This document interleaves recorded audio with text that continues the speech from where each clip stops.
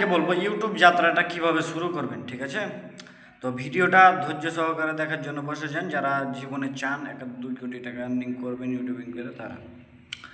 তো ধরেন আমি এখন আপনাদেরকে যে সলিউশনটা দেবো, যদি মনে করেন যে আপনি ফেস দেখায়া ভাইরাল হবেন, মানে একটা ভালো পরিমাণে আর্নিং করার ইচ্ছা আছে, ফেস দেখা সেলিব্রিটি মিলিব্রিটি হওয়ার চিন্তা ভাবনা, তাহলে আপনি যে কাজটা করবেন, প্রথমত ভিডিও শুরু করে দিয়া একের পর এক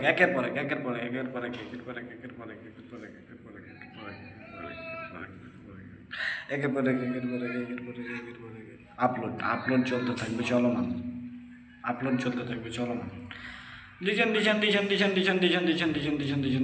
আমি যদি এখন বলি ওমরান ভাই গার্মেন্টসে কাজ করতো, আর তাকে কিন্তু লেখাপড়া করে তো সেভাবেই কিন্তু সেলিব্রিটি হয়ে গেছে। কাবির ফজলের যদি কথা বলি, সে কিন্তু তার বাবার একটা হ্যাডম নিয়ে ছোটোবেলা থেকে বড় হইতেছে, ভিডিও আপলোড দিতেছেন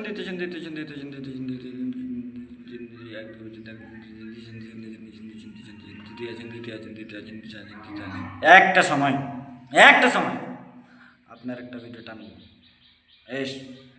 টানবো, টানা লাগবো অ্যালগরিদমকে। আপনার একটা ভিডিও কী করবেন, ভিন্ন কিছু করবেন।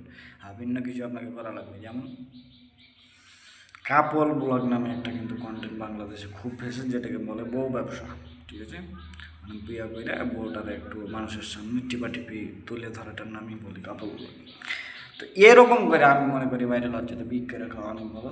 তো আপনি যে কাজটা করবেন, সুশীল কিছু, অশ্লীল না যাই, সুশীল কিছু বানাইবেন, সুশীলভাবে মানুষ হওয়ার মতো মানুষের কোনো জায়গা করবেন। আপনি দেখেন সুশীল কিছু ক্রিয়েটরকে দেখেন, কাবির ফয়সাল, ওমরান ফায়ার, এরা কিন্তু সুশীল ক্রিয়েটর। এখন যদি অশ্লীলতার দিক দিয়ে বলি, তাহলে কিন্তু একটা নাটক চলে বাংলাদেশে ব্যাচেলর নাকি। সুশীল যদি একটা নাটক কথা বলি, তাহলে কিন্তু চলে এটা আমাদের গল্প, ঠিক আছে? সব কিছু মিলায় যদি আমি বলি, আমি একটা অশ্লীলের পাশাপাশি সুশীল ছিলাম, ঠিক আছে? তো এলাকাতে আপনার যখন যেটা মানুষ বাঞ্চ মার্কা কথাবার্তা কইবে, ওটাতে নাক কান দিয়ে স্মোকিং কিন্তু খুব খারাপ জিনিস, ঠিক আছে? খুব ভালো জিনিসও না, খারাপ জিনিস নেশা কি আর বলবো, কিছু মুখে নাই, যেমন আছে তাই করেছি, এই আর কি।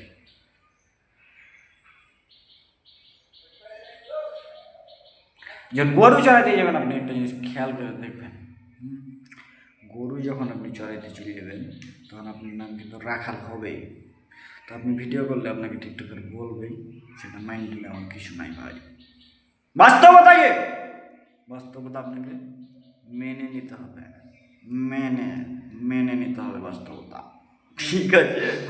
হাসির কিছু নাই ভাই, আমি একটা ব্যর্থ মানুষ, কি করবো বলেন? আপনার কি মনে হইতো আমি পাগল মনে হয়? পাগল মনে হয় আমার?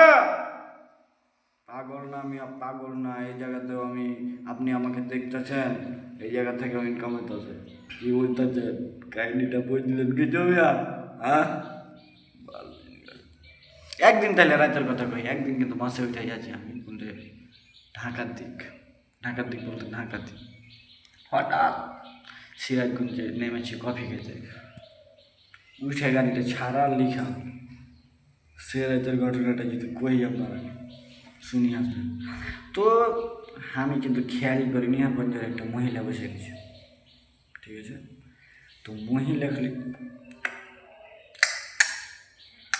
এরকম করছে, কিন্তু আমার ইশারাটা বুঝতে পারিনি, সিরিয়াসলি বুঝতে পারিনি ইশারাটা।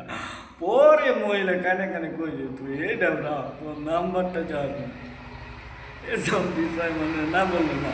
আর আমি যদি বলি বাংলাদেশের প্রেক্ষাপটে সবচাইতে জনপ্রিয় একটা ওয়েব সিরিজ, সেটা হচ্ছে মনে করেন যে কোনটা, সেটা হইতেছে মুশাররফ করিম ভাইয়ের মহানগরের একটা কিন্তু ক্যারেক্টার ছিল নাসিরুদ্দিনের। সেই ক্যারেক্টারটা কেমন জানেন? সেই ক্যারেক্টারটা কিন্তু রাখছে অল্প কথার ভিতরে, হঠাৎ বাইঞ্চদের এমন একটা অ্যাক্টিং, জেলখানার ভিতরে আছে, মানুষকে একটু মজা দেওয়ার জন্য, বিনোদনের জন্য পেটে লাগার অ্যাক্টিং শুরু করতে, এই পানি লাই, এই যাতে মানুষ নাই, ওইকে পানি লিয়ে এলো, দেখলো এটা একটা ফান ছিল। তো সে কিন্তু কারাগারের সামনে বসে আছে, ঠিক আছে? তো কারাগারের সামনে বসে তার ক্যারেক্টারটা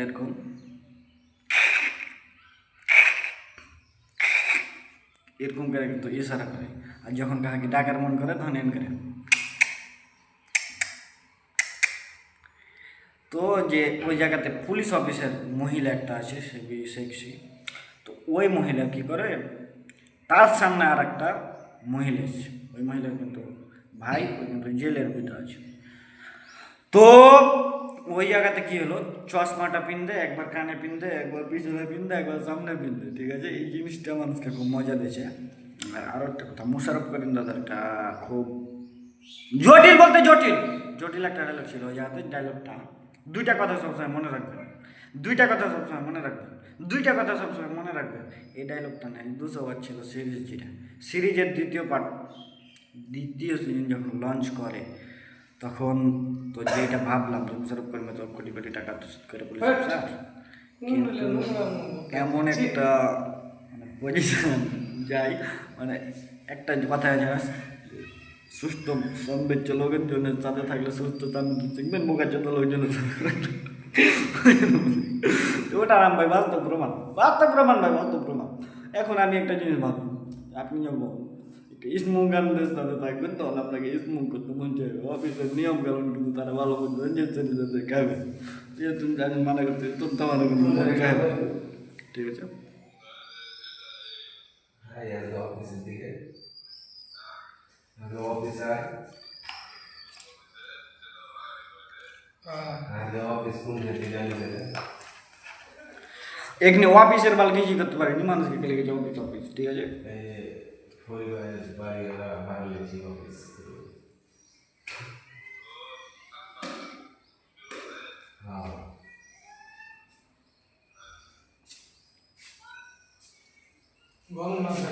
আজকে আমি এমন একটা কথা আপনাদের সামনে ওজার মাধ্যমে তুলে ধরবো, যেটি শোনার পর আপনাদের দাঁড়িয়ে যেতে বাধ্য থাকবে রে বাজার, দাঁড়িয়ে যেতে বাধ্য থাকবে গাইল, দাঁড়িয়ে যেতে থাকবে না আপনারটা, মানে আপনার মন।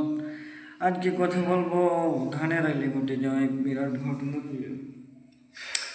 একটা এলাকায় একটা মহিলা থাকতো রে বাজান, মহিলা বলতে সে কিন্তু সে এলাকার বৌমা, বৌমাকে দিয়ে তারা কিন্তু কাজ করে রে বাজান, ঘাস কাটা থেকে শুরু করে যত কাজের জন্য। তো সেই বৌমাকে একদিন ঘাস কাটতে পাঠিয়ে দিয়েছে বিলের ভিতরে, সেই এলাকারই একটা ঢ্যামরা ছিল। একদিন আমরা গেছিলাম ভাইজান কফি খাইতে কফি শপে, সেই কফি শপে যাইয়া দেখি কফির বদলে আমাকে দিচ্ছে হরলিক্স গুলে, সেই হরলিক্সের বিল নিচ্ছে অনেক অনেক টাকা। এই টাকা আমরা দিতে গিয়ে বেঁধে গেলাম রে ভাই, আমার এই জায়গাতে ওয়াজ শেষ হয়ে যায়। ধন্যবাদ। এখন আপলোড হয়েছে কি? তারপর যা ঘটনা ঘটল, সেই বাড়ির বউ কিন্তু খুবই সেক্সি রে বাজান, সেই বাড়ির বউ কিন্তু খুব সেক্সি, বউর কিন্তু স্বামী না, বউয়ের নিয়ে চলে গিয়ে চেকিয়াতের ভিতরে।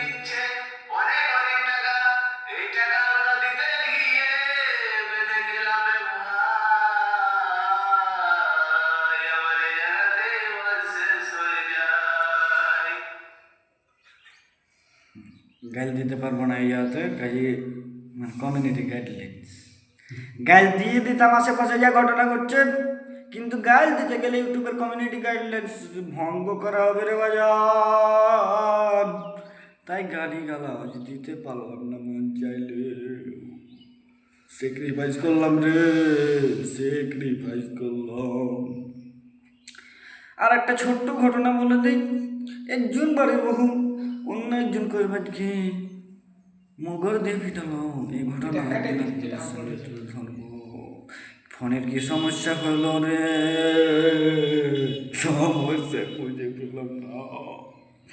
একদিন রাতে ইউটিউবে একটি 33 মিনিট 8 সেকেন্ডের ভিডিও আপলোড দিতেছিলাম, আশেপাশে 2-4টে মোবাইল থেকে ভিডিও আপলোড হয়ে গেল, সেই মোবাইলে এগুলো প্রসেসিং শেষ হলো না, প্রসেসিং শেষ হলো না, তারপর 2 চলে গেল দেখলি না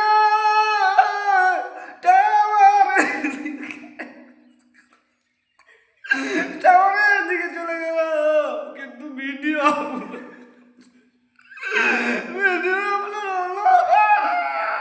বসেছিলাম বাজারের ভিতরে।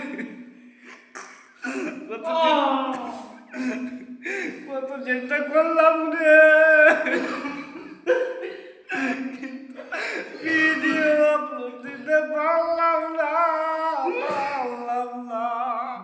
তারপর টাওয়ারের আশেপাশে যায় যখন ভিডিও আপলোড হলো না রে, তখন আবার ব্যাগ চলে এলাম মুসলিমপুর এলাকার দিকে, আমারও কেটে আপলোড দিলাম, কিন্তু আপলোড হলো না। সারাটা রাত আপলোড হলো না। আবার সকালবেলা আপলোড দেওয়া শুরু করলাম, আপলোড আর শেষ হলো না। বলেন বলেন ভাই, কিছু বলেন। বলেন বলতে সকালে যখন দেখলাম এক্সপোর্ট শেষ হলো না, তখন সে ফোন থেকে চেনে লগ আউট করা ছাড়া আমি আর কোনো উপায় দেখতে পেলাম না, আর কোনো উপায় দেখতে পেলাম না। হাসিটা দেখি।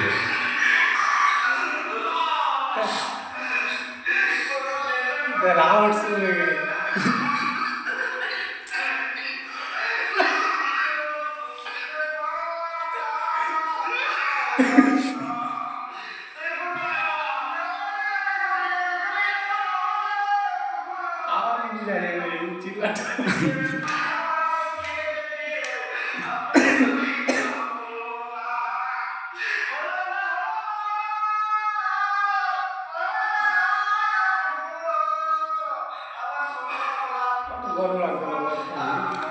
যখন ওয়াজ করা শেষ রে, গরম লাগা শুরু হলো, কিন্তু একটা ঘরে ফ্যান ছিল না।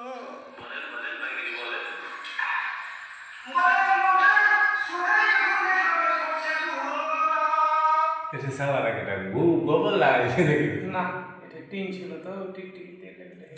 টিকটিকি এমন একটা পাঞ্চল মার্কা প্রাণী, এ ওয়ালটার অবস্থা দেখেন কি করেছে, এখন আর গলা দিয়ে কথা নামছে না রে, নামছে না। নেক্সট পার্টের জন্য ওয়েট করেন। কি নিয়ে আওয়াজ যান সেটাও একটু কমেন্টে বলেন। আমার এই নুরানি চেহারা দেখে এ ভদ্র ছেলে ভাববেন না।